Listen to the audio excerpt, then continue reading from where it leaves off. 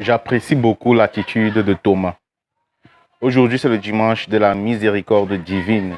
Et vous connaissez l'épisode où Thomas, n'ayant pas été là lorsque Jésus apparaît, est rempli de doutes.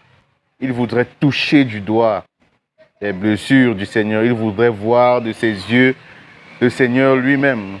Et moi, je pense que c'est une attitude qui nous apporte quelque chose de positif. En ce sens que, bon, bien sûr, la foi vaut toujours mieux que le doute. Mais il est toujours important de vérifier les faits et les informations pour se rassurer de leur authenticité.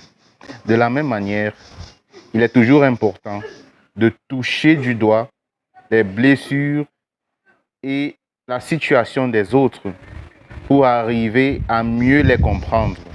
Et c'est d'ailleurs de cette manière qu'on parvient facilement à être miséricordieux comme Dieu lui-même. Donc, apprenons à vérifier les faits.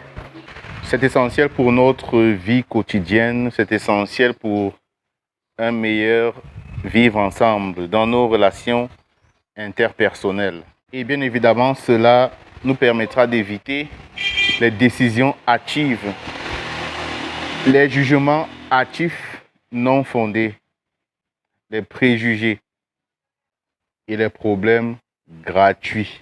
L'attitude de Thomas permet à ce que, lorsqu'on a écouté une version de l'histoire, on s'ouvre aussi à écouter une autre version.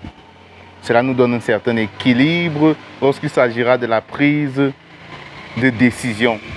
Et lorsque il y a un problème quelque part et qu'on se retrouve au milieu comme une personne ressource qui doit orienter les gens, je ne sais pas. Lorsque vous avez écouté un côté, ne prenez pas la décision tout de suite. Il faut aussi écouter l'autre côté, l'autre version de l'histoire. Et cela nous permettra d'éviter beaucoup de dégâts. Bonne fête de la miséricorde divine. Dieu est amour.